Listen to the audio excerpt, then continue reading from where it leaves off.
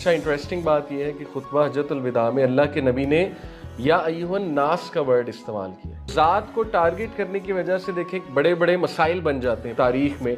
मुनाफिक कैरेक्टर्स जिन्होंने इवन सहाबा को आपस में लड़वा दिया। मुझे बताएं इस्लाम कहाँ से स्लेवरी का कायल है? इस्लाम तो कह रहा है गुलामों को आज़ाद करो। देखिए मर्द ज्यादती करने पे आता है तो बहुत से मसाइल पैदा होते हैं, औरतें ज्यादती करने पे आती हैं तो भी मसाइल बहुत से पैदा हो जाते हैं। खुतबा हज्जतुल विदा को ही अगर हम समझ लें प्रॉपरली तो हर इंसान, नो मैटर उसका क्या लेवल है, कोई पीएचडी की ज़रूरत नहीं है, सिंपली दीन को बहुत अच्छे से समझ सकता है। सबसे पहले इंशाल्लाह उसका मेन जो कंटेंट है, उसके जो क्लॉजेज हैं वो हम देख लेते हैं और हर क्लॉज में एक पूरी दुनिया आबाद है ऑब्वियसली।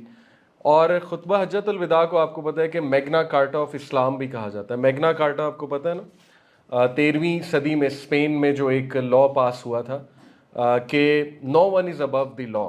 बेसिकली मैग्ना कार्टा ये था कि तमाम लोग इक्वल हैं बिफोर द लॉ। तो अल्हम्दुलिल्लाह देखें नबी अकरम सल्लल्लाहु अलैहि वसल्लम जो मोहसिन इंसानियत हैं, सबसे बड़े और आखिरी नबी हैं, कोई इसमें शक नहीं अल्लाह सुब्हानहू व तआला के। तो उन्होंने सबसे ज़्यादा फोकस इसमें खुतबा हज्जतुल विदा में लॉ पर ही किया और सोशल जस्टिस पे ही किया। और ये याद रखें कि जिस माशरे से सोशल जस्टिस उठ जाता है उस माशरे में फिर तबाही आ जाती है। आप देखेंगे पाकिस्तान के अगर बड़े बड़े मसाइल की बात की जाए तो बहुत बड़ा मसला सोशल जस्टिस है। सोशल जस्टिस ये होता है कि अमीर के लिए लॉ कुछ और है और गरीब के लिए लॉ कुछ और है, जबकि लॉ सेम होना चाहिए, दैट इज़ सोशल जस्टिस। आप देखें कि हमारा एतबार उठ गया एक दूसरे से, किस वजह से? निफाक की वजह से। निफाक क्या है? अल्लाह के नबी सल्लल्लाहु अलैहि वसल्लम ने फरमाया मुनाफिक की 3 निशानियाँ, जब बोले झूठ बोले, वादा करे वादा खिलाफ़ी करे, अमानत में ख़यानत करे, और जब लड़ाई लड़ने पे आए तो बहुत गालम गलोच करे। ठीक है, एक निशानी ये भी है चौथी। तो ये निफाक की कुछ निशानियाँ हमें बता दी। आप देखें कि छोटे छोटे आप उठा लें वाक़यात, दुकानदार को ख़रीदने वालों पे एतबार नहीं है, ख़रीदने वालों को दुकानदार पे एतबार नहीं है। हमें पता है जब हम कोई भी सौदा लेने जाते हैं हमें पता है कि झूठ बोल रहा है, दुकानदार को पता है कि ये कस्टमर झूठ बोल रहा है। अगर ये कह रहा है कि मैं आया हूँ फ़लानी जगह से रिसर्च करके, वहाँ तो इतने का मिल रहा है, तो ऑब्वियस सी बात है गया है कि नहीं गया कौन जानता है। तो जिस माशरे में झूठ बहुत आम हो जाए, जिस माशरे में वादा खिलाफ़ी बहुत आम हो जाए, तो फिर वहाँ पे आहिस्ता आहिस्ता मामलात बिगड़ते जाते हैं। और यही हुआ। देखें हर फील्ड के लोग झूठ बोल रहे हैं। एजुकेशन की फ़ील्ड उठा लें, आप डॉक्टर्स की फ़ील्ड उठा लें, हेल्थ की फ़ील्ड उठा लें, आप लॉ इन्फोर्सिंग एजेंसीज़ की फ़ील्ड उठा लें, लॉ की फ़ील्ड उठा लें। तो यही 3 तो वो फील्ड्स थी, ठीक है, जिन्होंने सोशल जस्टिस कायम करना था, लेकिन अनफॉर्चुनेटली वही ख़राब हो गई। तो इसलिए इट इज़ हाई टाइम कि इस चीज़ की याद दहानी भी करवाई जाए। और दैट्स वाई कि मैंने ये मुनासिब समझा कि वाई नॉट इस किताबचे में, चूँकि बहुत कॉम्प्रिहेंसिवली इसके क्लॉजेस को डिस्कस किया गया, तो लेट्स सी इंशाल्लाह। तो जी खुतबा हज्जतुल विदा, इसके मैं वर्ड टू वर्ड पहले आपके सामने इंशाल्लाह क्लॉजेस रखता हूँ। आपको पता है कि अरफा के दिन नबी अकरम सल्लल्लाहु अलैहि वसल्लम तशरीफ़ लाए, उन्होंने वहाँ क़याम फरमाया। सूरज ढलने लगा तो फिर अल्लाह के नबी सल्लल्लाहु अलैहि वसल्लम ने अपनी ऊँटनी तैयार की, उस पर तशरीफ़ फरमा हुए और ये खुतबा इरशाद फरमाया। अल्लाह के नबी ने हम्दो सना अल्लाह की बयान करते हुए उसके बाद जो इब्तिदा फरमाई इस खुतबे की वो ये है कि अल्लाह के सिवा कोई और माबूद नहीं, वो यकता है, कोई इसका शरीक नहीं। अल्लाह ने अपना वादा पूरा किया, इसने अपने बंदे की मदद फरमाई और तन्हा इसी की ज़ात ने बातिल की सारी मुजतमे कुव्वतों को ज़ेर किया। लोगों मेरी बात सुनो, मैं नहीं समझता कि आइंदा कभी हम इस तरह किसी मजलिस में इकट्ठे हो सकेंगे। ये जो शुरू है अल्लाह के नबी सल्लल्लाहु अलैहि वसल्लम का, देखें कोई भी बात, दीनी बात, उसका आगाज़ अल्लाह की हम्द से करना चाहिए और अल्लाह की बड़ाइयत से करना चाहिए, क्योंकि अल्लाह सुब्हानहू व तआला के बग़ैर आपको पता है कि लाइफ डजंट मेक सेंस। और तौहीद जो है ये तमाम प्रॉब्लम्स का सलूशन है, इसमें इंशाल्लाह अभी हम डिटेल बात करेंगे। और शिर्क जो है ये तमाम प्रॉब्लम्स की रूट कॉज है। इसलिए हर नबी वो एक ही पैगाम के साथ आया था कि अल्लाह एक है, अल्लाह की इबादत करो। बार बार ह्यूमैनिटी को यही मैसेज दिया जा रहा था, राइट। और अगर आप हिस्ट्री में वापस जाएं, यू विल रियलाइज़ के वे बैक एक ही खुदा की इबादत होती थी, लेकिन उसके बाद आहिस्ता आहिस्ता लोगों ने कुछ वजूहात की वजह से या इंसानों को खुदा बना लिया, पत्थरों को खुदा बना लिया। और वो दो वजूहात बहुत खूबसूरती से इस किताब में डिस्कस करते हैं इरफानुल हक साहब। वो क्या हैं? एक वजह उन्होंने बताई खौफ, एक वजह उन्होंने बताई लालच। आप देखें कि ये जो दो इमोशंस हैं, ये जो दो इमोशनल फीलिंग्स हैं, कि या किसी चीज़ का खौफ, किस चीज़ का खौफ? देखिए, कोई प्रॉब्लम आ गई, उसका खौफ कि ये प्रॉब्लम को मैंने सॉल्व करना है, ना सॉल्व किया तो मेरा क्या बनेगा, ठीक है। फिर लोग पैनिक होके ऐसी ऐसी चीज़ें करते हैं। इवन हमारी सोसाइटी में आप मिसालें देख लें, ठीक है ना, लोगों की ज़िंदगी में कोई छोटी सी आजमाइश आ जाए। मिसाल के तौर पे हमारे यहाँ बड़ा ये कॉमन है कि औरतें कहती हैं अक्सर के फ़लाने ने बंदिश करवा दी, रिश्ता हो रहा था लेकिन उसके बाद रिश्ता जो है वो रुक गया। या मर्द कहते हैं कि हमारी जॉब लग रही थी लेकिन जॉब अचानक से चली गई, तो लिहाजा किसी ने बंदिश करवा दी, किसी ने जादू करवा दिया। देखें, जादू हकीकत है, लेकिन ये सोचना कि कोई एक गलीज़ जादूगर जो शरीयत पे तो बिल्कुल भी अमल नहीं कर रहा, बल्कि ज़ाहिर है जादू करना तो वैसे ही कुफर है, वो क्या अल्लाह सुब्हानहू व तआला से ज़्यादा ताकतवर है कि वो बंदिश करके किसी चीज़ को रोक सकता है? ठीक है। तो हमारे अकीदों में छोटे छोटे मसाइल हैं जिसकी वजह से तौहीद में खलल आता है। इंसान से इतना ज़्यादा डरना, इंसान को रिस्क मन जानिब समझना, ठीक है, इंसान का इतना रोब हम पे तारी हो जाना कि हम एक बंदे को खुदा समझने लगे, ये इंसान की डिग्निटी को ज़ेब ही नहीं देता। और इसके पीछे जो वजूहात हैं वो खौफ है। तो खौफ is very important to overcome. दूसरी जो रीज़न होता है लालच है। देखिए, बहुत से लोग जो है वो दीन को तब्दील लालच की बेसिस पे कर देते हैं। जैसे थ्रू आउट हिस्ट्री देखा गया, पॉलिटिशियंस ने कुछ लालच दी, मे बी किसी अमीर तबके ने लालच दी, ठीक है, कि दीन में ये चेंज कर दो, वो कर दो। तो बनी इसराइल ने यही किया ना, आपने देखा है, अपने दीन की शक्ल ही बिगाड़ दी। फिर क्रिश्चियनिटी किस तरह से डिस्टॉर्ट हुई है, आपको पता है। ट्रिनिटी का कॉन्सेप्ट जो है कि 3 in 1 ट्रिनिटी समझते हैं ना आप, Father, Son and Holy Ghost, वो कॉन्सेप्ट आया ही 300 साल बाद है। उससे पहले तो वन गॉड का कॉन्सेप्ट था क्रिश्चियनिटी में भी। इवन सेंट कॉन्स्टेंटाइन जो था, उसने ट्रिनिटी की बात की थी, ट्रिनिटी की बात की भी थी, और ट्रिनिटी को इम्प्लीमेंट भी उसने कराया था 300 साल बाद। और उसके पीछे रीज़न क्या थी? पॉलिटिकल रीज़न थी। रोमन्स के, जाहिर है आपको पता है कि सेंट कॉन्स्टेंटाइन भी रोमन था, तो रोमन्स को पॉलिटिकल पावर में रहने के लिए ज़रूरत थी कि मिक्सचर ऑफ रिलीजन्स, अपने रिलीजन को, पेगनिज़म को मिक्स कर दें हज़रत ईसा अलैहिस्सलाम की टीचिंग्स के साथ। तो बताने का मकसद आपको ये है कि खौफ और लालच की वजह से थ्रू आउट हिस्ट्री तौहीद में टीचिंग्स डिस्टॉर्ट होती रही हैं। अदरवाइज़ पहले दिन से पैगाम यही है कि अल्लाह एक है और फ़िक्र आखरत, आखरत आकर रहेगी। तो सबसे पहले इसीलिए खुतबा हज्जतुल विदा में भी तौहीद की बात हुई। फिर उसके बाद इक्वालिटी की बात हुई, बहुत ही खूबसूरत। अल्लाह के नबी सल्लल्लाहु अलैहि वसल्लम ने सूरह हुजरात की ये आयत तिलावत फरमाई। उसका तर्जमा है, इंसानों या अय्युहन्नास, हमने तुम सब को एक ही मर्द और औरत से पैदा किया है। अच्छा, इंटरेस्टिंग बात यह है कि खुतबा हज्जतुल विदा में अल्लाह के नबी ने या अय्युहन्नास का वर्ड इस्तेमाल किया, यानी इंसानों, क्योंकि जाहिर है अल्लाह ने इस दीन को दुनिया के कोने कोने में पहुंचाना है। आपको पता है कि कुरान का ऐलान है, वकुल जाल हक्कु व ज़हकल बातिल इन्नल बातिला काना ज़हूका, कि हक गालिब आएगा, truth will definitely spread and बातिल will perish, falsehood will perish, for verily falsehood is bound to be perished. ये रूल है, झूठ जो है वो ज़्यादा देर नहीं रहता है, फॉल्सहुड ज़्यादा देर नहीं रहता। और ये आज के दौर में हम विटनेस भी कर रहे हैं कि अल्हम्दुलिल्लाह इस्लाम कितनी तेज़ी से फैल रहा है। सोशल मीडिया का दौर है, यूट्यूब का दौर है, राइट, उसकी हकानियत साबित होती जा रही है। लॉजिक का दौर है ना, लॉजिक के दौर में आपको पता है कि the only religion that will stand is Islam इंशाल्लाह, और ये आप देखेंगे अपनी आंखों से, ठीक है। तो इसलिए तमाम इंसानों को मुखातिब करके कहा कुरान ने, और अल्लाह के नबी तिलावत फरमा रहे हैं कि तुम सबको एक ही जोड़े से, मर्द और औरत से पैदा किया गया, और तुम्हें जमातों और कबीलों में बांट दिया कि तुम अलग अलग पहचाने जा सको। देखें, ट्राइबल सिस्टम, अल्लाह ने ज़ात पात का सिस्टम है, कोई अराई है, कोई शेख है, राइट, कोई जट है, अगर हम अपने यहाँ पे बात करें, इसी तरह कोई जो है वो सैयद है, वगैरह वगैरह, ऑल दीज थिंग्स। तो ये नॉर्मल है एज लॉन्ग एज कि उस ज़ात की बेसिस पे आप बड़ाई का इजहार नहीं करते। बड़ाई का जो इजहार है वो क्राइटेरिया अल्लाह हमें बता रहे हैं, वो क्या है कि तुम में ज़्यादा इज़्ज़त और करामत वाला अल्लाह की नज़रों में वही है जो तकवे वाला है, जो खुदा खौफी वाला है, जो परहेज़गार है। तो this is a beautiful criteria, और सोचें कि ये क्राइटेरिया बहुत से प्रॉब्लम्स को सॉल्व कर देता है, राइट।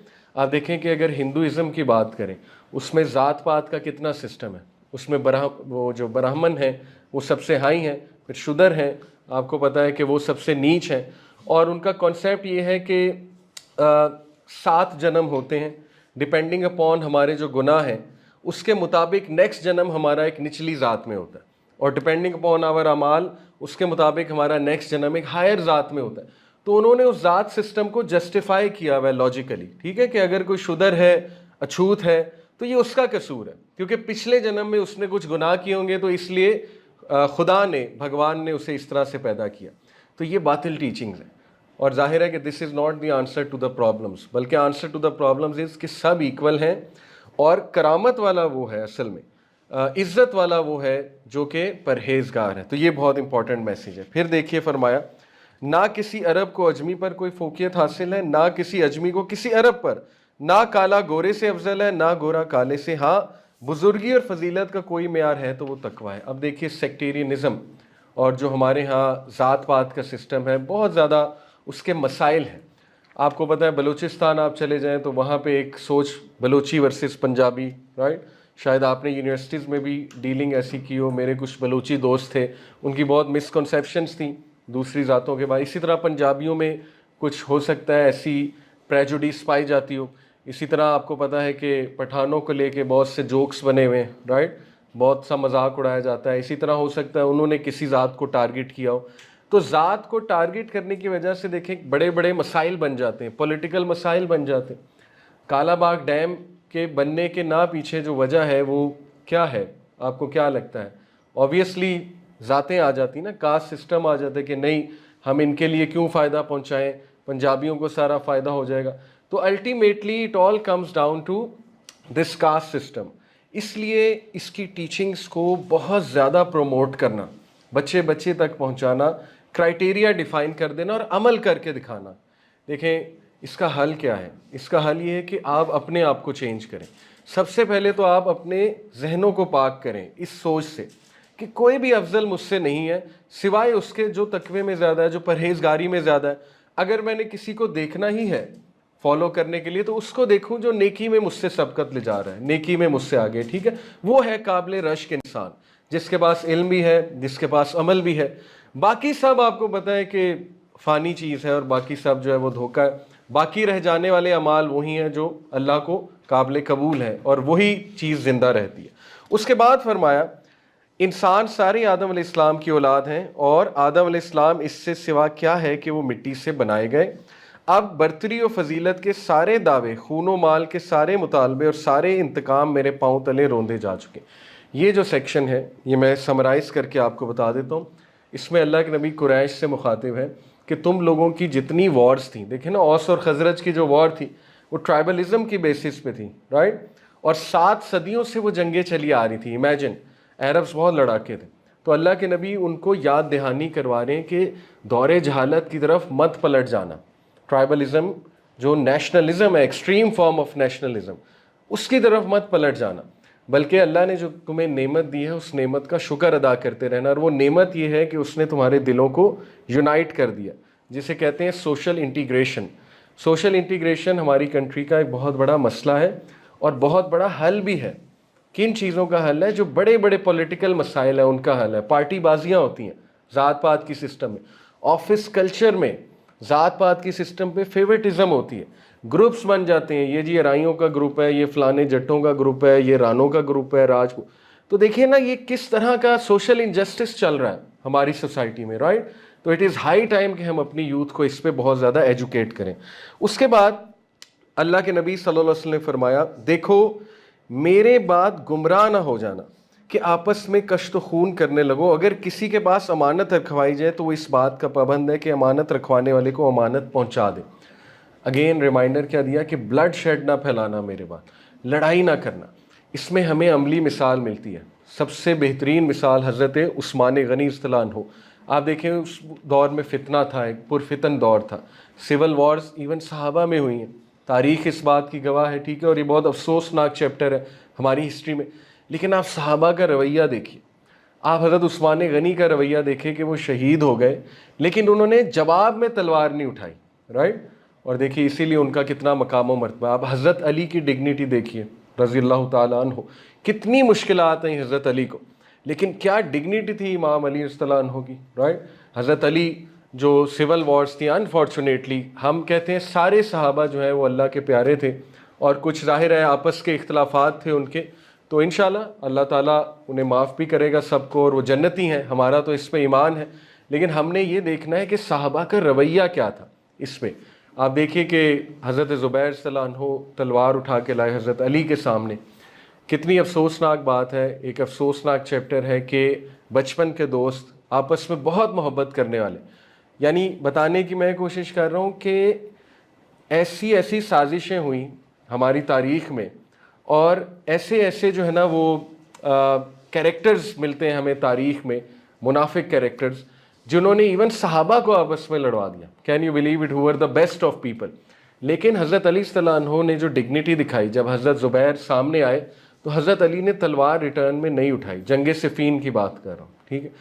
और हज़रत अली मुस्कराए और हज़रत अली सल्लल्लाहु अन्हु ने हज़रत ज़ुबैर को कहा कि ज़ुबैर, एक दिन हम रसूलुल्लाह के साथ थे, उन्होंने आपको एक बात कही थी, तो क्या आपको बात याद है। अब आप देखें दोनों का कैरेक्टर देखें। हज़रत ज़ुबैर एकदम खामोश हो गए, हालांकि उस टाइम आपको पता है बंदे के सर पे खून सवार होता है। खामोश हो गए और सोचने लगे वो क्या बात थी। वो बात ये थी कि एक दिन अल्लाह के नबी सल्लल्लाहु अलैहि वसल्लम के सामने हज़रत अली और हज़रत ज़ुबैर थे, तो हज़रत ज़ुबैर से अल्लाह के नबी ने मुस्कुरा के पूछा कि Zubair, do you love Ali, क्या आप अली से मोहब्बत करते हैं। तो हज़रत ज़ुबैर ने कहा बिल्कुल करता हूँ, ये तो मेरे बचपन के साथी हैं। तो अल्लाह के नबी ने इतनी बड़ी बात कर दी, कहा कि ज़ुबैर एक टाइम आएगा आप अली से लड़ेंगे, अली हक पे होगा और आप गलती पे होंगे। जैसे ही हज़रत ज़ुबैर ने बात सुनी, याद की, उनके हाथ से तलवार गिर गई हज़रत ज़ुबैर की और वो चले गए। आप देखें ये क्या तरबियत थी। सहाबा भी इंसान थे। पहली बात इससे क्या साबित होता है, वो भी इंसान थे, वो भी फितनों का शिकार हो सकते थे और हुए, हमारे सामने है, ठीक है। लेकिन उनकी तरबियत इतनी सॉलिड थी, सोशल इंटीग्रेशन इतनी सॉलिड थी कि जब उन्हें अल्लाह रसूल की बात याद कराई जाती थी, जब उन्हें खुदा खौफी दिलवाई जाती थी, तो वो सब कुछ भूल के अपनी लड़ाइयाँ ख़त्म कर देते थे। हज़रत ज़ुबैर भाग गए वहाँ से और उसके बाद वो वाक़या आगे जाते हैं। मैं वाक़या आपको इसलिए सुना रहा हूँ, इसमें बहुत लेसन हैं।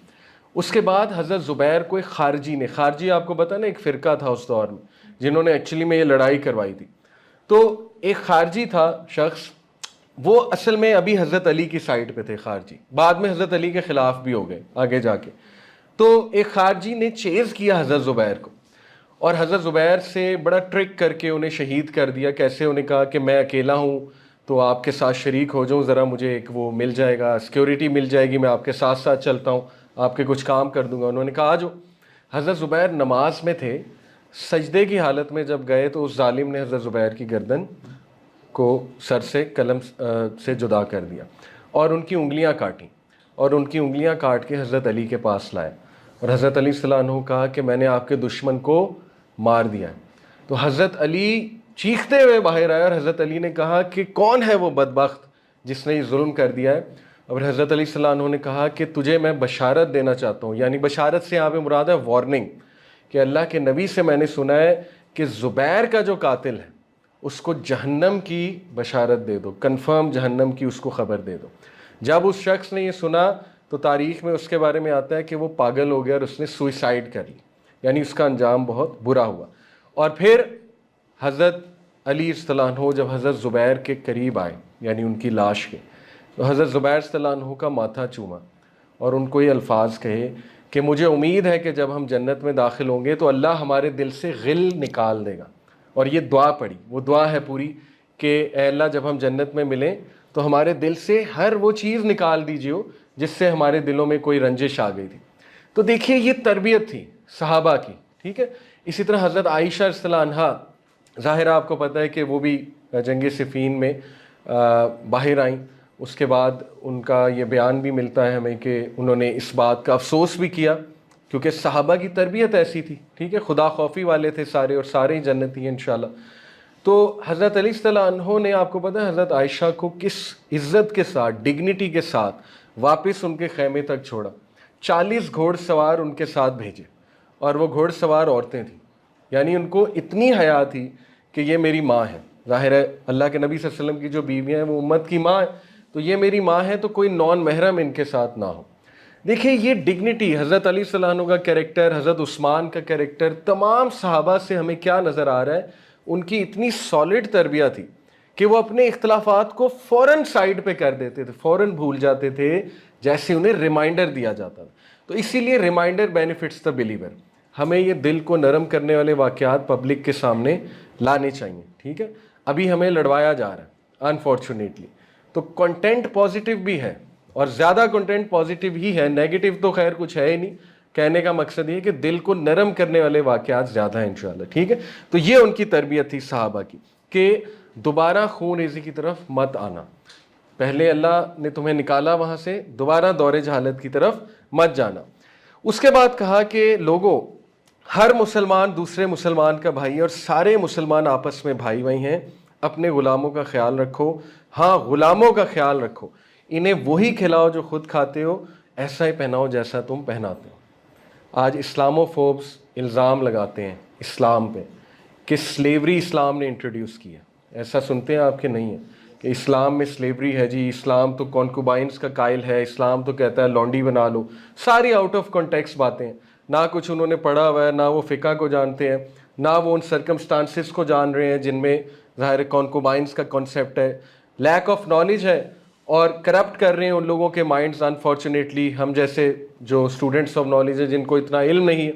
इसलिए हमें भी बड़ा ठोस इल्म होना चाहिए, ठीक है। यहाँ मैं ये भी कहना चाहूँगा। लेकिन एनीवे, यहाँ से साबित हो रहा है कि अल्लाह के नबी ने तो कहा कि अपने ग़ुलामों का ख्याल रखो और उनके राइट्स पूरे करो। ग़ुलाम भी इंसान है, उनको वही खिलाओ जो खुद खाते हो, उनको वही पहनाओ जो खुद पहनते हो।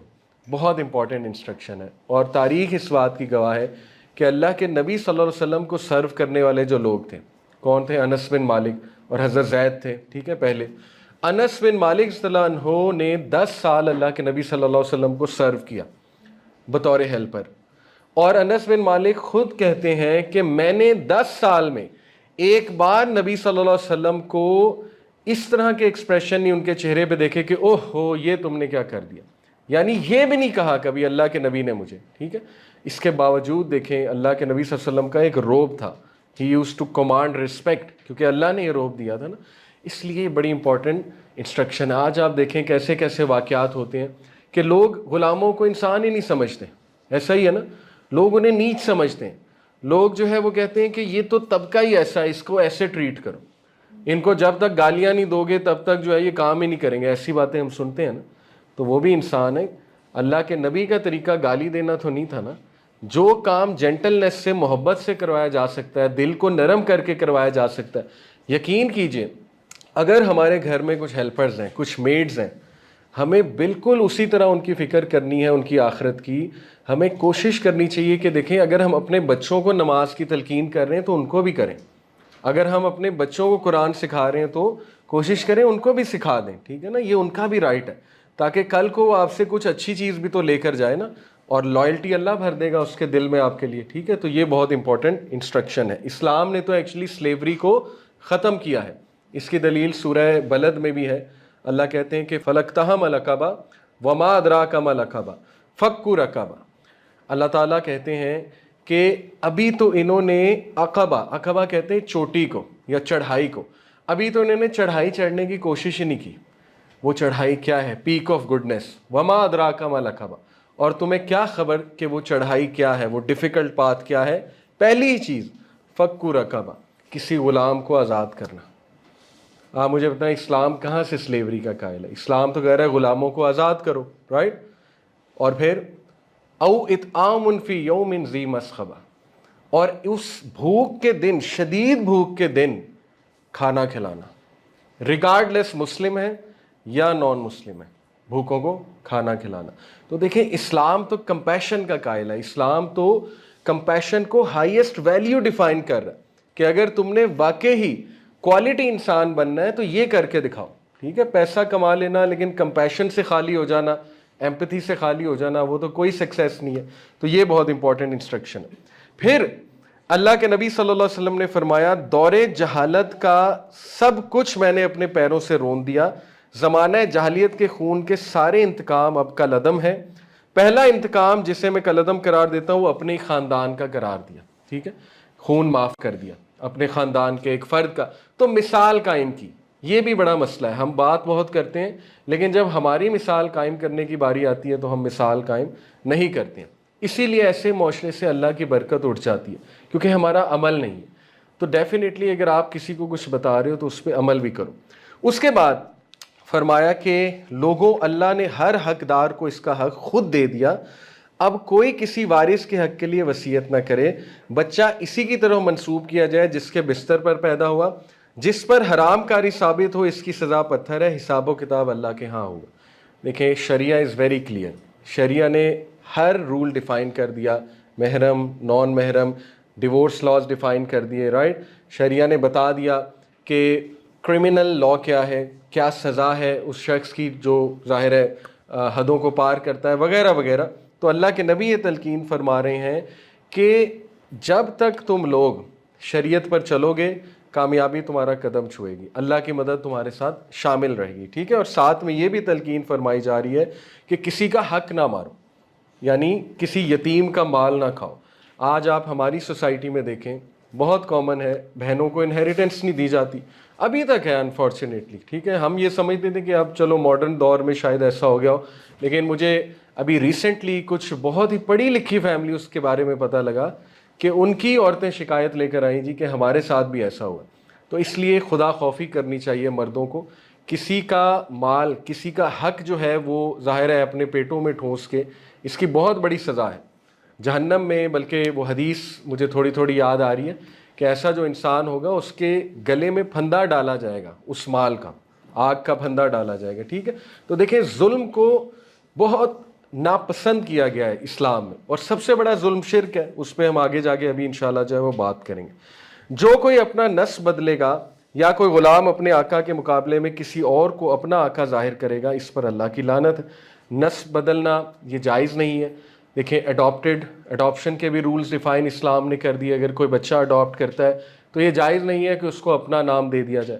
उसका फादर वही है जिससे अडॉप्ट किया गया, उसकी मदर वही है जिससे अडॉप्ट किया गया, ठीक है ना। तो CNIC पे उसी का नाम होगा।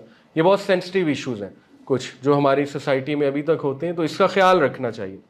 उसके बाद है कर्ज़ काबिल अदायगी है, और जो भी चीज़ ली हुई है उसको वापस करना चाहिए, तोहफे का बदला देना चाहिए। और जो कोई किसी का जामिन है वो तावान अदा करे। किसी के लिए जायज़ नहीं कि वो अपने भाई से कुछ ले सिवाय उसके जिस पर उसका भाई राज़ी हो और खुशी खुशी दे दे। खुद पर और एक दूसरे पर ज़्यादती ना करो। अब ये देखिए हुकूकुल इबाद है सब का सब। मैंने आपको शुरू में कहा कि खुतबा हज्जतुल विदा लिटरली पूरा का पूरा इस्लाम है। और इंटरेस्टिंग बात यह है कि इसी दिन आपको पता है वो आयत नाजिल हुई सूरह माइदा की कि आज के दिन मैंने दीन को पूरा का पूरा मुकम्मल कर दिया, और उसी दिन खुतबा हज्जतुल विदा है। तो इसका मतलब कि पूरा का पूरा दीन इस खुतबे में समोया हुआ है अल्लाह सुब्हानहू व तआला ने, ठीक है। तो हुकूकुल इबाद की बात आ गई। वो हुकूकुल इबाद ये है कि कोई भी चीज़ ली उसको वापस करो, तोहफे का बदला तोहफ़ा दो, ठीक है। और इससे मोहब्बत भी बढ़ती है, तोहफे के बदले तोहफे से। और फिर यह है कि किसी के लिए जायज़ नहीं कि अपने भाई से कुछ ले और उसके बाद वापस ही ना करे, रिटर्न ही ना करे। ये बहुत बड़ी ज़्यादती है। ये भी बहुत आजकल देखने में आता है। लोग जो है वो रेंट का घर लेते हैं, उसके बाद कब्ज़ा कर लेते हैं। कितना बड़ा गुनाह है, छोटी सी चीज़ लेके वापस ना की जाए उसका इतना गुनाह है। तो इस तरह के जो वाक़यात देखने मिलते हैं, ज़मीन पे कब्ज़ा कर लिया, ठीक है ना। शुरू में आए बड़े मासूम बन के कि जी नहीं नहीं हम हिफाजत करेंगे, उसके बाद कब्ज़ा हो गया, उसके बाद वो नॉलेज ही लॉस्ट हो गया, जनरेशन आफ्टर जनरेशन वॉर चल रही है। तो ये बहुत आम हमारे सोसाइटी के वाक़यात हैं, इससे इनकार नहीं किया जा सकता। आप गाँव में चले जाएँ, ये बहुत आम चीज़ें हैं, राइट। आप लोग एग्री भी करेंगे, ठीक है। तो उसका हल बता दिया।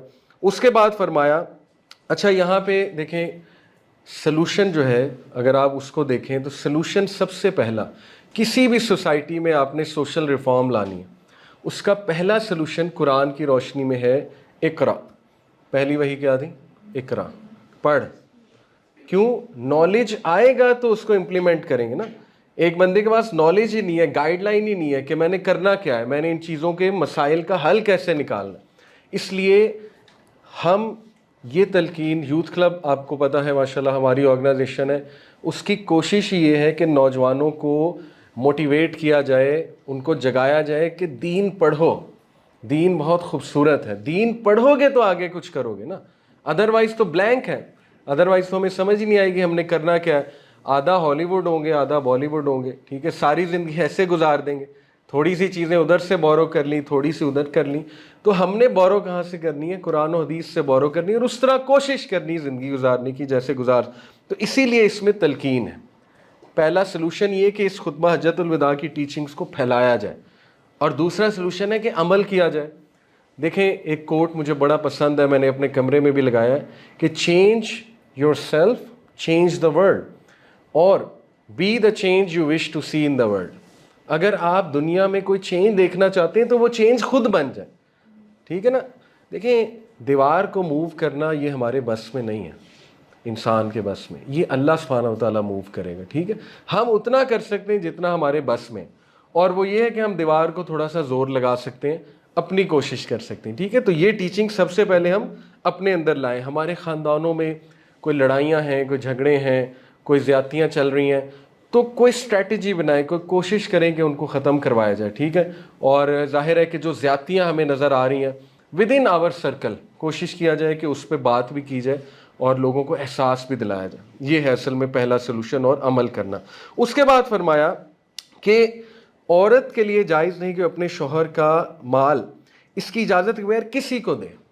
यहाँ पे जो लॉ डिफ़ाइन किया जा रहा है, देखें, जेंडर रोल्स पे आज बहुत बात हो रही है, ठीक है, और ये एक बहुत बड़ी डिबेट है। जेंडर स्टडीज़ आपको पता है ना, पूरा एक डिपार्टमेंट है हमारे यहाँ, और उसमें ज़ाहिर है कि साइकोलॉजी भी पढ़ाई जाती है, उसमें सोशोलॉजी भी पढ़ाई जाती है, उसमें फेमिनिस्ट थ्योरीज़ भी पढ़ाई जाती हैं, मैंने भी पढ़ी हुई हैं, ठीक है। तो इसलिए ये एक डिबेट चल रही है कि जेंडर रोल्स आखिर हैं क्या।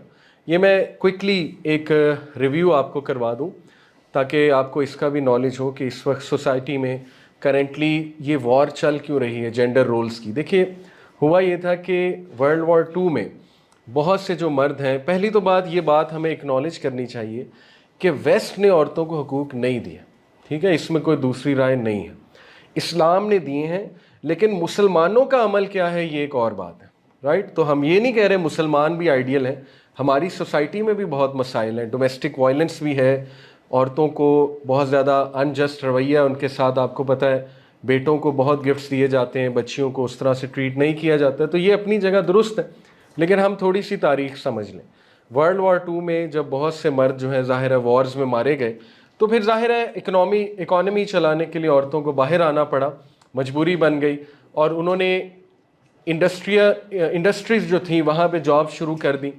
और उसके बाद हुआ ये कि जब उन्हें लगा कि काम हमसे बहुत ज़्यादा कराया जाता है और सैलरी हमें बहुत कम दी जाती, क्योंकि आपको पता है औरतें जो हैं दिल की नरम होती हैं, और ज़ाहिर है कि वो उन्हें थोड़ा सा कन्विंस कर लें तो इसको एग्रीएबलनेस कहते हैं, इस पर्सनैलिटी एट्रीब्यूट को, एग्रीएबलनेस औरतों में ज़्यादा होती है, ठीक है। तो फेमिनिज्म की जो दूसरी वेव थी, पहली वेव तो थी ना right for vote and right for property, वो फ्रांस में चली थी, ठीक है, वो 1800s की बात है। दूसरी वेव वर्ल्ड वॉर 2 के बाद फेमिनिज्म की चली थी, सेकेंड वेव, वो ये थी कि हमें भी इक्वल पे किया जाए जितना मर्दों को किया जाता है, क्योंकि हम मेहनत उनसे ज़्यादा कर रही हैं और मेहनत उनके जितनी भी अगर कर रही हैं तो पे हमें उतना इक्वल ही किया जाए। मेक सेंस, ठीक है, पे इक्वल ही होनी चाहिए, पे कॉम्पिटेंसी बेस्ड होनी चाहिए, जिसमें कॉम्पिटेंसी ज़्यादा है उसको पे उतनी मिलनी चाहिए, मेक सेंस। लेकिन उसके बाद हुआ ये कि जब ये ट्रेंड बन गया कि जॉब ही करनी है, ठीक है ना, उसकी वजह देखिए ना, जब दोनों जेंडर्स में मसाइल पैदा होंगे, जब मर्द भी अनजस्ट हो जाएगा, औरत भी अनजस्ट हो जाएगी, फिर ये डिबेट शुरू हो जाएंगी कि गंदे मर्द से वैसे ही जान छुड़वाओ, इकोनॉमिकली इंडिपेंडेंट हो जाओ, उसके आगे हाथ क्यों फैलाने, उससे भी क्यों मांगनी। ये तो डिबेट था मैं ना जब वो मर्द ख़राब हो गया।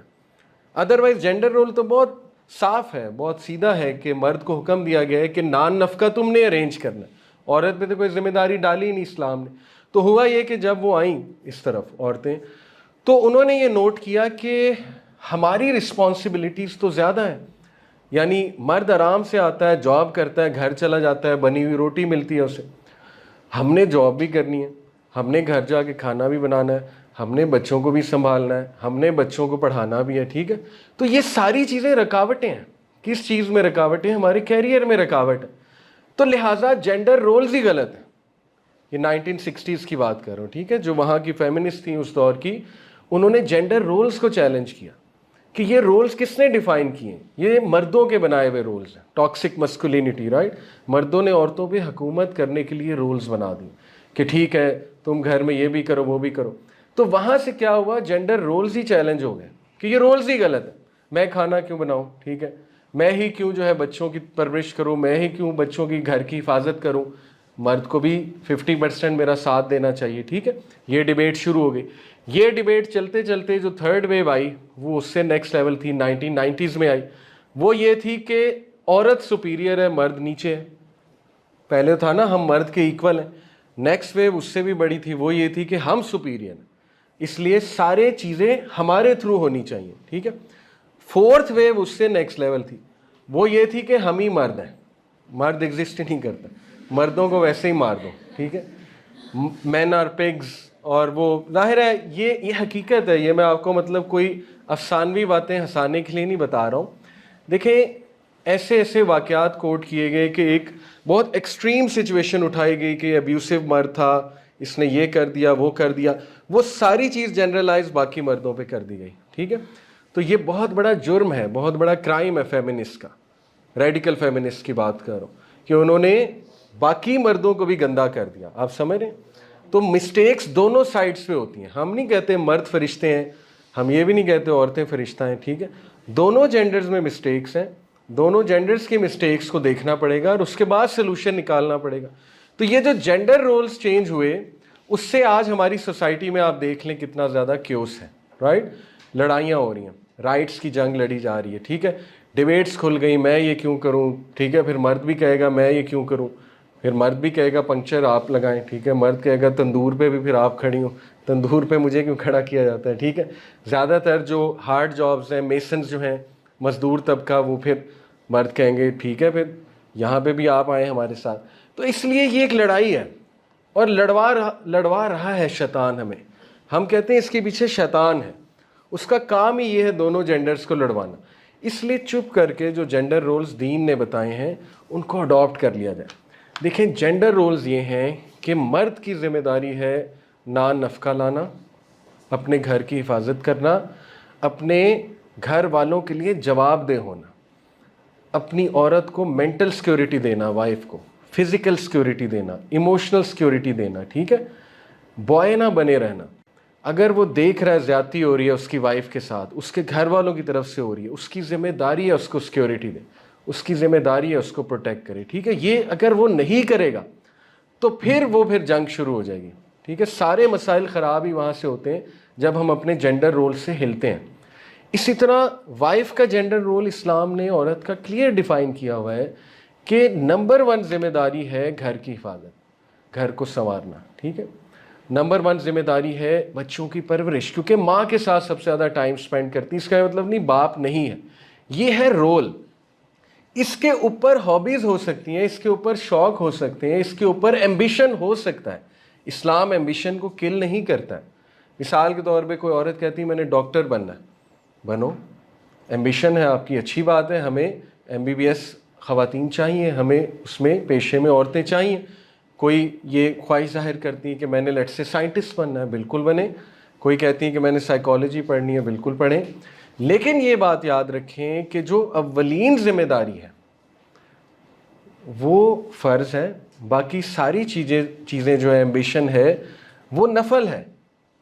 वो तब हैं अगर बाकी की जिम्मेदारी पूरी हो रही। तो एज़ लॉन्ग एज़ जिम्मेदारियाँ पूरी करें दोनों जेंडर्स, बहुत से मसाइल हल हो जाएंगे, ठीक है। और दोनों जेंडर्स को तकवे का हुक्म देना चाहिए। उनके मसाइल का हल है ही खुदा खौफी। देखें, मर्द ज़्यादती करने पे आता है तो बहुत से मसाइल पैदा होते हैं, औरतें ज़्यादती करने पे आती हैं तो भी मसाइल बहुत से पैदा हो जाते हैं, ठीक है। तो इस्लाम एम्बिशन को नहीं रोकता है, ये बात बहुत क्लियर है, ना एजुकेशन को रोकता है। एक एजुकेटेड औरत बहुत अच्छी एक नेमत है, मैं आपको बताऊं, वो बच्चों की परवरिश बहुत अच्छी कर सकती, ठीक है। वो वेल एजुकेटेड हैं। जैसे आज के दौर की बात की जाए, अगर एक माँ को इंटरनेट यूज़ करना आता है, इंटरनेट का पता है, ठीक है, दुनिया का पता है, कुछ नॉलेज है डिफरेंट फील्ड्स का, तो बहुत अच्छी बात है। ये तो बहुत क्वालिटी ऐड करेगी उनकी जेंडर रोल में। बाकी इंशाल्लाह जॉब करनी है तो वो डिबेटेबल है, वो की जा सकती, कोई मसला नहीं। दोनों स्पाउसेज उस पर कोई एग्रीमेंट कर लें और गो फॉर इट इंशाल्लाह। तो अल्लाह के नबी ने देखिए यहाँ जेंडर रोल क्या डिफ़ाइन किया है कि जो घर की हिफाजत है वो औरत का ज़िम्मा है, ताकि इवन शौहर के जो माल है उसकी ज़िम्मेदारी औरत का हिस्सा है। और औरत को क्वीन बनाया है, इस्लाम ने औरत को घर का क्वीन बनाया है, और घर के मेजर जो अमूर हैं वो औरत की मर्ज़ी से होंगे, ठीक है। औरतों का बहुत रोल है। और ये अलग बात है कि वीक मर्द जो हैं वो अपनी बीवियों को वीक करते हैं, ठीक है, अपने फैमिली के सामने, तो ये एक अलग मसला है। उसके बाद फरमाया देखो तुम्हारे ऊपर तुम्हारी औरतों के कुछ हकूक़ हैं। अब देखिए औरतों के हकूक़ की बात कर दी, वो क्या है, इसी तरह इन पर तुम्हारे हकूक़ वाजिब हैं। औरतों पर तुम्हारा ये हक है कि वो अपने पास किसी ऐसे शख्स को ना बुलाएं जिसे तुम पसंद नहीं करते। Very clear cut. वो क्लियर कट ये है कि देखें अभी भी इवन इंडियन मूवीज़ इस बात को, इस रियलिटी को दिखाती हैं बार बार कि मेल फीमेल फ्रेंडशिप वो कितने ज़्यादा मिसकॉन्सेप्शंस को जन्म देता है। ऐसा है कि नहीं? हम ये कहते हैं कि मेल फीमेल रिलेशन हो सकता है, एक डिग्निफाइड, एक डिसेंट, जैसे मैं आप लोगों से बात कर रहा हूँ, आप लोग मुझे सुन रही हैं, आप लोग मुझे सलाम करेंगे, मैं जवाब भी दूंगा, ठीक है, बहुत अच्छे से बात करूँगा। लेकिन फ्रैंकनेस और फ्रेंडशिप, और आपको पता है कि बहुत सी तलाक़ें शक व शुबहात पैदा होते हैं ना, कि वो जो यूनिवर्सिटी फ्रेंड्स हैं वो शादी के बाद भी उनसे मुलाकातें चल रही हैं, तो ये फिर मर्द को पसंद नहीं आता। सेम इसका मतलब नहीं मर्द को इजाज़त है कि वो अफेयर्स चलाता रहे, ठीक है, ऐसे मर्द को भी जूतियाँ मारनी चाहिए, सीधी सी बात, जो इस तरह से करता है, तो ये नाजायज़ है, दोनों के लिए नाजायज़ है। तो यहाँ अल्लाह के नबी ने फरमाया कि देखो सबसे पहले औरतों का जो जेंडर रोल है वो है वफ़ादारी निभाएं, और मर्दों को भी है, ठीक है, लेकिन यहाँ स्पेसिफिक औरतों के हवाले से इसलिए बात की है क्योंकि जाहिर है कि शायद ये एक बड़ा फितना है, डेफिनेटली, तो इस हवाले से है। उसके बाद फरमाया जिसे और वो कोई ख़यानत ना करें, कोई काम खुली बेहयाई का ना करें, और अगर वो ऐसा करें तो अल्लाह की जानिब से इसकी इजाज़त नहीं। उसके बाद फरमाया औरतों से बेहतर सलूक करो, बेहतरीन सलूक करो, क्योंकि वो तुम्हारी पाबंद हैं। पाबंद से यहाँ पे मुराद है तुम उनके ज़िम्मेदार हो, तुम उन्हें एक बॉन्ड में लेकर आए हो, ठीक है, उन्हें अकेला मत छोड़ो, उन पे सारी ज़िम्मेदारी मत डाल दो। होता ये है कि हम सारी की सारी ज़िम्मेदारी वाइफ पे डाल देते हैं और ख़ुद जो है ना वो चिल करते हैं कि अब यहाँ इस घर में एडजस्ट भी ये होगी, ठीक है ना, इसी का काम है घर को बनाना, इसी का काम है यहाँ पे एडजस्ट होना, इसी का काम है सबको खुश रखना, और हमारी सपोर्ट ज़ीरो है। तो इस तरह से बात नहीं चलती, ठीक है। तो यहाँ पे इस जिम्मेदारी का एहसास दिलाया जाए, और ख़ुद अपने लिए वो कुछ नहीं कर सकती। यहाँ से मुराद ये है कि उनको सपोर्ट करो, ठीक है, औरतों को सपोर्ट चाहिए। इस्लाम सपोर्ट का कायल है कि एक दूसरे का हाथ बटाओ, ये है जेंडर रोल्स। ये नहीं है एक दूसरे की जो है ना वो हाथ खींचो, एक दूसरे की टांगें खींचो या एक दूसरे को नीचा दिखाओ, ये तो फिर वो वाली मेंटालिटी है ना। देखिए स्टीवन कोवी ने कहा विन विन मेंटालिटी होनी चाहिए। ये आपने शायद हैबिट पढ़ी हो 7 हैबिट्स में, win win, right. Win win है कि let's come to a solution जिसमें तुम भी जीतो मैं भी जीतूं, this is the right way. एक मेंटालिटी होती है विन लूज, कि मैंने जीतना है इन्होंने हारना है, ठीक है। ये जब रिलेशनशिप्स में आ जाती है तो वो रिलेशनशिप टॉक्सिक बन जाता है। एक मेंटालिटी है लूज लूज, ना मैं खुद जीतूंगा ना इन्हें जीतने दूंगा, वो भी फिर टॉक्सिक रिलेशन बन जाता है, ठीक है। तो इसलिए इस्लाम विन विन का कायल है कि औरतों को कुछ चीज़ों में औरतों को बहुत फोकियत है, कुछ चीज़ों में मर्दों को बहुत फोकियत है, ठीक है। अल्लाह ने डिफ़ाइन कर दिया क्लियरली। तो जब अल्लाह के बैलेंस से आप हटेंगे तो मसाइल का शिकार होंगे, सीधी सी बात है, ठीक है। खालिक बेहतर जानता है, उसने हमें बनाया है, साख्त जानता है, हमारी साइकोलॉजी जानता है खालिक। मर्द औरत दोनों की जो केमिस्ट्री है उसको खालिक बेहतरीन जानता है, तो खालिक बताएगा कि किसने क्या करना है, ठीक है। तो देखिए अल्लाह के नबी ने, मैं आपको बताता चलूँ, औरतों से गुड ट्रीटमेंट के हवाले से इसमें भी तलकीन की, और वफ़ात के दौरान यानी जो विसाल था उसके दौरान भी ये तलकीन दोबारा की थी हज़रत आयशा के थ्रू, कि मेरी उम्मत को कहना कि औरतों के साथ काइंडनेस के साथ चलें, ठीक है, नरमी के साथ चलें। और फिर आगे वजह भी बताई थी कि ज़ाहिर है कि you have to be very kind to them, क्योंकि ज़ाहिर है कि वो आपके घर की हिफाजत करती हैं। उनके कुछ हकूक़ हैं, वो आपके बच्चों को संभालती हैं, ठीक है। तो ये बहुत इंपॉर्टेंट है। हज़रत उमर रज़ियल्लाहु अन्हु के पास एक शख्स आया, कहा कि मैं अपनी वाइफ को डिवोर्स करने लगा। तो हज़रत उमर ने पूछा क्यों, वजह क्या है? उसने कहा बिकॉज आई डोंट लव हर, मुझे उससे प्यार नहीं है। तो हज़रत उमर ने तारीख़ी जुमला कहा, उन्होंने कहा must every relation be built on love, what about loyalty and appreciation. असल में हम हर चीज़ में जो है ना बॉलीवुड लव घुसा देते हैं कि बस वैसा लव होगा तो रिलेशन कामयाब है, उसके अलावा देखिए लव अल्लाह बिल्ड करता है। We have to be loyal and appreciative कि ये खातून चाहे चले आपको लेट्स सपोज कर लें दिल से नहीं पसंद या खातून को शौहर नहीं पसंद है, कम अज़ कम इतना तो अप्रिशिएट करें कि ये लॉयल है मेरे साथ, ठीक है। कम अज़ कम इतना अप्रिशिएट करें मेरे काम आने वाले हैं, मेरे जीवन साथी हैं। तो ये तलकीन की अल्लाह के नबी ने, ठीक है। उसके बाद लोगों मेरी बात समझ लो, मैंने हक़ तबलीग अदा कर दिया, मैं तुम्हारे दरमियान एक ऐसी चीज़ छोड़ कर जा रहा हूँ कि तुम कभी गुमराह ना हो सकोगे अगर इस पर कायम रहो, वो है अल्लाह की किताब। और हाँ देखो, दीनी मामलात में गुलू से बचना कि तुमसे पहले लोग इन्हीं बातों के सबब हलाक कर दिए गए। Beautiful instruction, as long as तुम कुरान को थामोगे, कुरान की टीचिंग्स को थामोगे और मेरी सुन्नत को थामोगे तो गुमराह नहीं होगे। इस्लाम इज़ वेरी क्लियर, ठीक है। इस्लाम को मुश्किल हमने खुद बनाया है, फ़िरका वारियत की वजह से। वही दो चीज़ें, लालच और खौफ, उसकी वजह से टीचिंग्स चेंज कर दी, ठीक है। डिस्टॉर्ट करके बताते हैं, सही दीन बताते ही नहीं है, आधी बात बताते हैं, ठीक है। इनसिक्योरिटीज़ हैं उसके पीछे, बड़ा कुछ है।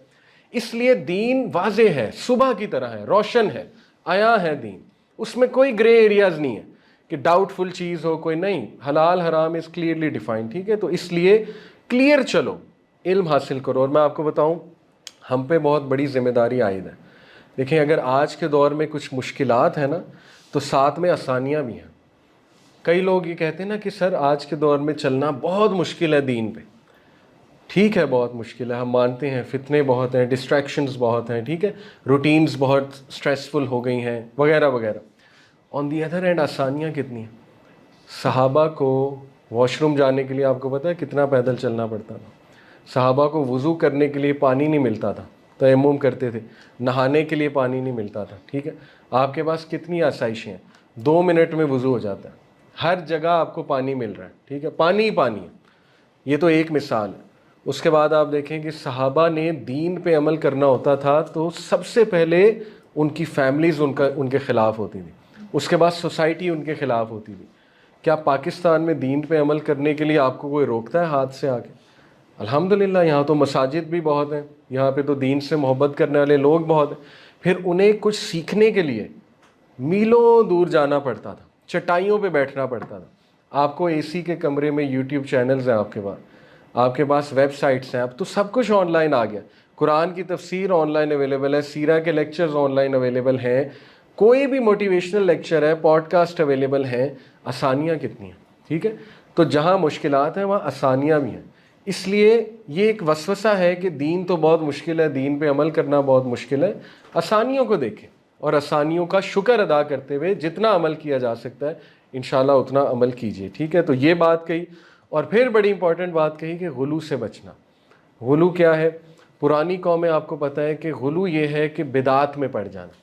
बिदात जो है ये एक बड़ा सेंसिटिव टॉपिक है, लेकिन इस पे इन शॉर्ट मैं आपको इसकी डेफिनेशन बता देता हूँ। देखिए हर वो चीज़ जो सवाब की नीयत से की जाए, यहाँ पे वर्ड है सवाब की नीयत से, और ये क्लेम किया जाए कि अगर ये चीज़ मैं करूँगा तो मुझे सवाब एक्स्ट्रा मिलेगा, ये बिदअत है अनलेस एंड अनटिल उसका प्रूफ ना हो, ठीक है। जैसे मिसाल के तौर पे मैं आपसे कहूँ कि आज से मैं 2 नहीं 3 सजदे करूँगा नमाज में। आपको पता है हर रकत में 2 सजदे होते हैं, मैं कहूँ नहीं मैं 3 करूँगा क्योंकि मुझे सवाब इसका ज़्यादा मिलेगा, तो ये बिदअत है। इसी तरह मिसाल दी जाती है ना कि देखिए नहीं, सहाबा के टाइम पे लाउड स्पीकर नहीं थे, सहाबा के टाइम पे टाइलें नहीं थी मसाजिद में, तो आज टाइलें हैं, लाउड स्पीकर्स हैं, तो ये भी बिदअत है। तो ये बिदअत नहीं है। कोई शख्स ऐसा कहता है कि अजान लाउड स्पीकर में देने से सवाब ज़्यादा मिलता है? कोई भी नहीं कहता। तो लाउड स्पीकर का आना ये बिदअत नहीं है, ये तो एडवांसमेंट है टेक्नोलॉजी में, ठीक है। जब कोई ये कह देगा कि लाउड स्पीकर में अजान देने से सवाब ज़्यादा मिलता है, फिर बिदअत है। समझ रहे हैं आप मेरी बात? इसी तरह कुरान को चूमना बिदअत नहीं है। हम छोटी छोटी बात को बिदअत भी कह देते हैं ना, देखें, एक बंदा मोहब्बत में कुरान को चूम रहा है, अकीदत में चूम रहा है, बिदअत वो तब बनेगी जब वो ये सोचकर चूमेगा कि चूमने से शायद मुझे एक्स्ट्रा रिवॉर्ड मिल रहा है या शायद मेरा कोई मसला हल हो जाएगा। देखें, जो हदीस में है उसको मान लें, हदीस में जिस ज़िक्र की फजीलत है उसको ले लें। ख़ुद से हमने अज़कार बनाए हुए हैं। अभी एक स्टूडेंट बच्ची मुझे मिली वहाँ पे एक यूनिवर्सिटी में, तो बहुत परेशान थी, उनका चेहरा बता रहा था, कहती मैं एंग्ज़ाइटी पेशेंट हूँ, तो मैं एंग्ज़ाइटी मेरी ख़त्म नहीं हो रही। मैंने कहा आप ज़िक्र किया करें। कुछ अज़कार मैंने उन्हें बताया। उन्होंने कहा कि मैंने अल्लाह का यह नाम 1,00,000 बार पढ़ा डेली, लेकिन मेरी एंग्ज़ाइटी नहीं ख़त्म हुई। तो मैंने उन्हें कहा बेटा 1,00,000 बार आपको किसने पढ़ने का कहा था? तो उन्होंने कहा कि वो किसी ने मुझे ये ज़िक्र दिया था, आप 1,00,000 बार पढ़ें। तो देखिए 1,00,000 बार ये ना किसी हदीस से साबित है, और कसरत अमल तो इस्लाम की सोच है ही नहीं। इस्लाम ने टारगेट दिया आसनु अमला। अल्लाह के नबी ने कहा जो शख्स मेरे भाई की ये दुआ पढ़ेगा अल्लाह उसको ज़रूर मुश्किल से निकाल लेगा। कौन से भाई? हज़रत यूनुस, तमाम अंबिया भाई थे आपस में। कौन सी दुआ? ला इलाहा इल्ला अंता सुब्हानका इन्नी कुन्तु मिनज़ ज़ालिमीन। ये नहीं कहा 1000 बार जो पढ़ेगा, ये नहीं कहा 1,50,000 बार जो पढ़ेगा, ये हमने खुद से तादाद बनाई हुई है। जो तादाद हाँ हदीस में आ गई उसको ले लें। कुछ तादाद आ गई, 100 बार सुब्हानल्लाह व बिहम्दी का जिक्र आ गया सुबह और शाम भी, 100 बार ला इलाहा इल्लल्लाह वहदहु ला शरीका लहु लहुल मुल्कु व लहुल हम्दु व हुवा अला कुल्लि शैइन क़दीर, इसका आ गया। तस्बीह फातिमा की तादाद आ गई 33 बार सुब्हानल्लाह। ठीक है, तो जिसकी तादाद आ गई वो ले लें। बाकी लोगों के एक्सपीरियंसेस हैं। अगर कोई बुज़ुर्ग आपको कहते हैं कि बेटा अल्लाह का ये नाम आप 2,50,000 बार पढ़ लें, तो वो उनका एक पर्सनल एक्सपीरियंस है, एक राय हो सकती है, ठीक है, लेकिन उसकी गारंटी कोई नहीं है। गारंटी उन दुआओं की, उन अज़कार की है जो अल्लाह के नबी ने बता दी। ठीक है, इसलिए गुलू से बचें। खुद से मुश्किलात खड़ी करना, हमारी नौजवान नस्ल क्यों नहीं दीन पे अमल करती? क्योंकि हमने दीन एक पहाड़ बना के उनके सामने रखा हुआ है कि दीन में आने का मतलब है मर जाओ, दीन में आने का मतलब है सब कुछ छोड़ दो, दीन में आने का मतलब है मुफलिस बन जाओ, दीन में आने का मतलब है दुनिया ही छोड़ दो। तो इसलिए वो अट्रैक्ट नहीं होते, सीधी सी बात। तो अल्लाह के नबी ने तो मुआज़ बिन जबल को हुक्म दिया था यमन भेजने से पहले कि लोगों को आसान बातें बताना, अट्रैक्ट करना है ना, आसान चीज़ें बताओ। उसके बाद इंशाल्लाह लोग खुद समझ जाएंगे। जब उन्हें लुत्फ़ आने लगेगा आहिस्ता आहिस्ता वो खुद समझ जाएंगे। ये तो बेहतरीन वे ऑफ लाइफ है। इसलिए गुलू से बचें। और हमारे कल्चर में बहुत गुलू है, बहुत गुलू है, बिला वजह के कस्टम्स हैं। कोई मरता है तो बिरयानी खिलानी पड़ती है उन लोगों को जिनका बंदा मरा है। ये कहाँ से साबित है? मैं ठीक है बहुत बोल्ड बातें कर रहा हूँ, लेकिन ये खराफात है हमारी सोसाइटी। हदीस में तो हुक्म है कि उसको खाना बना के दो, बजाय कि वो खाना। अभी मैं एक जगह गया, मेरी फैमिली में ही था, हबस के शदीद मौसम में, अगस्त में 40वां था। हबस के शदीद मौसम में बुज़ुर्ग जो है पसीने में लथपथ थे और देग से बिरयानी डाल डाल के सबको खिला रहे थे। ये बोझ किसने डाला है? ये गुलू किसने किया है? ये हमने खुद किया है। ठीक है, कहीं से साबित नहीं है कि इस तरह से करना चाहिए। इसलिए गुलू से बचें और सही दीन पे जो आसानी है उस पर अमल करें। ये बहुत इंपॉर्टेंट इंस्ट्रक्शन है। गुलू में पढ़ने की वजह से फ़िरका वारियत भी होती है। ठीक है, फिर इंसान अमल से हट जाता है और बस इंसान अपने फ़िरके को डिफेंड करता रहता है। ये बहुत इंपॉर्टेंट इंस्ट्रक्शन है। और फिर बहुत ही ज़बरदस्त बात की अल्लाह के नबी ने, कंक्लूड इसको ऐसे किया, शैतान को इस बात की कोई तवक्को नहीं रहेगी कि अब वो इस शहर में इबादत उसकी की जाए, लेकिन इसका इम्कान है कि ऐसे मामलात में जिन्हें तुम कम अहमियत देते हो इसकी बात मान ली जाए और इसी पर वो राज़ी है। इसलिए तुमसे अपने दीनो ईमान की हिफाजत करने की तवक्को है। अल्लाह के नबी ने कहा कि शैतान इससे तो मायूस है कि दोबारा इस शहर में, शहर से मुराद है मक्का और मदीना, यहाँ पे शिरक नहीं हो सकता। ये अल्लाह का फ़ैसला है। ठीक है, आप देखेंगे इंशाल्लाह ता क़यामत यहाँ पे शिरक नहीं हो सकता। इससे तो वो मायूस है।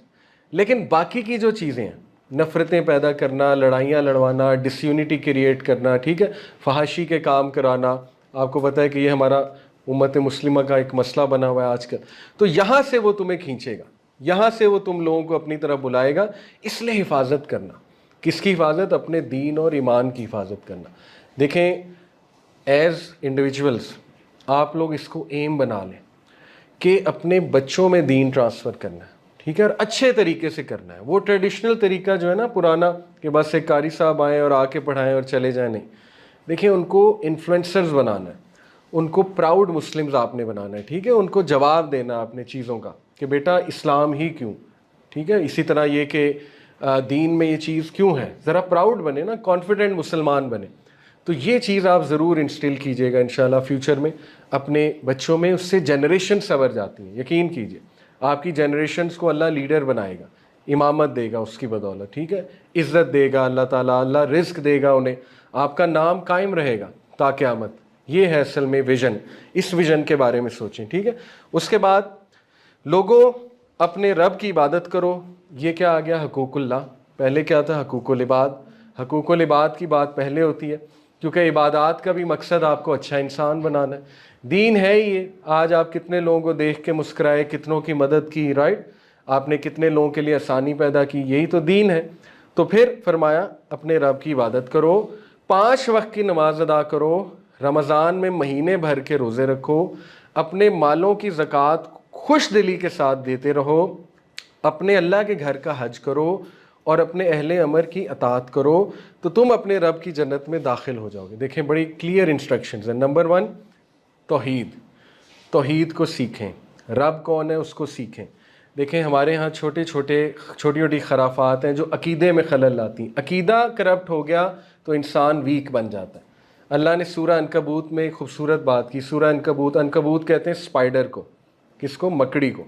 अल्लाह ने मिसाल दी कि वो लोग जो अल्लाह के अलावा दूसरों पे रिलाय करते हैं, उनकी मिसाल मकड़ी के जाले की सी है।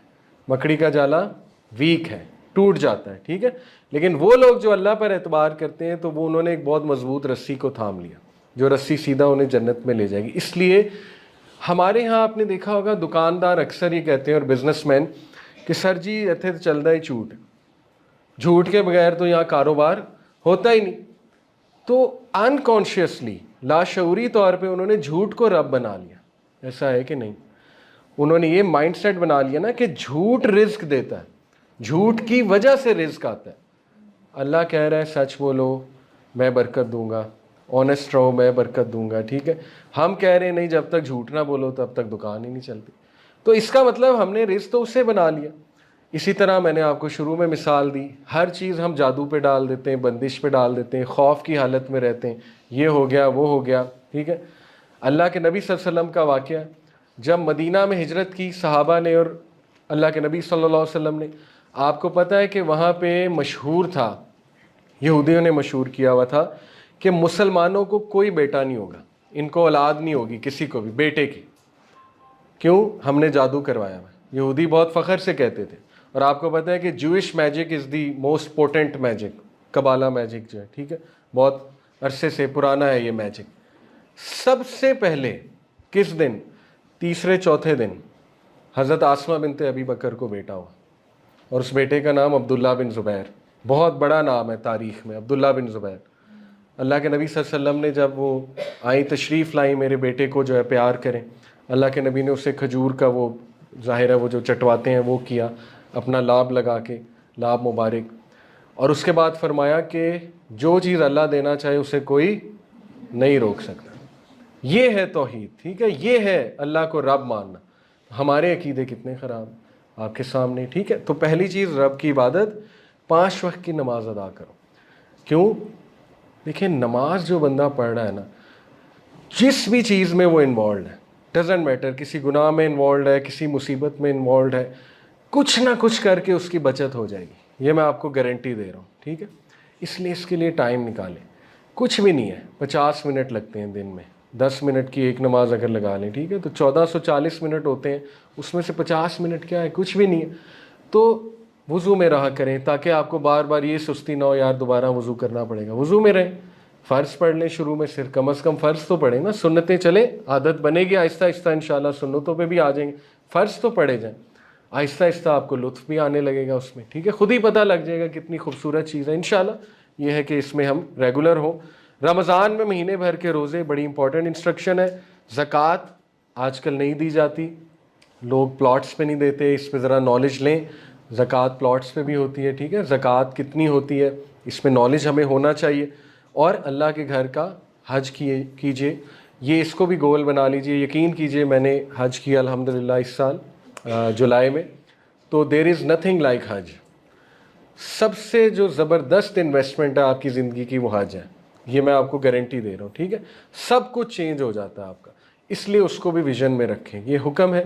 बाकी ये कि आई नो महंगा है बहुत ज़्यादा, लेकिन नीयत एक रखी जाए, कोशिश की जाए, इंशाल्लाह उसकी अल्लाह ताला ज़रूर कराएगा।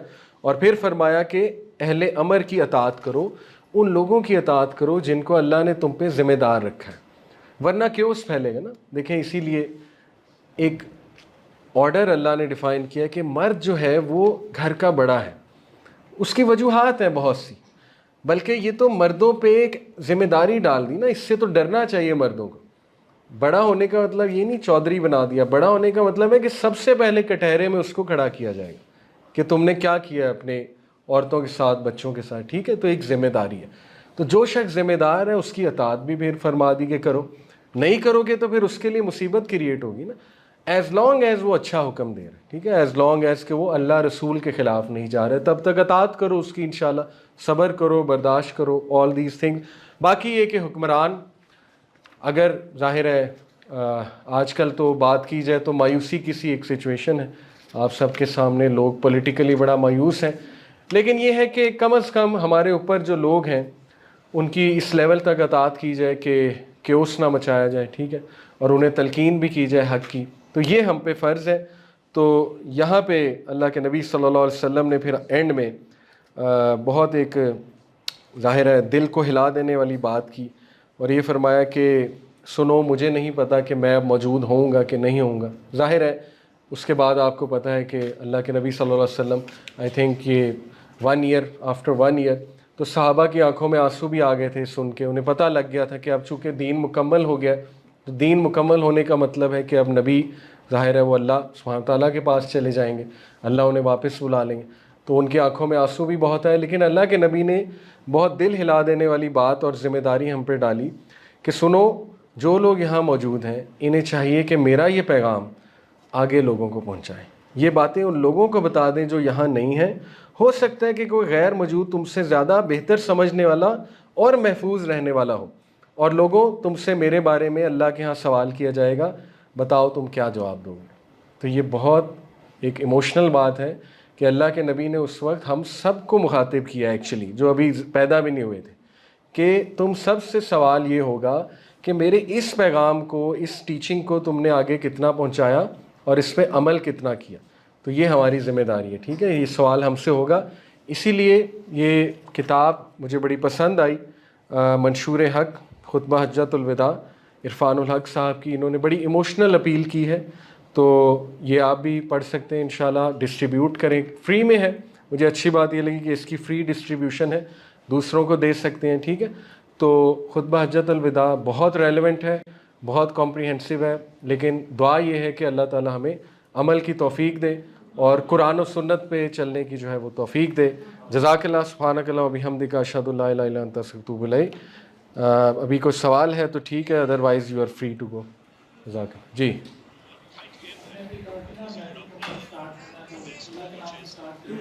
जी जी सही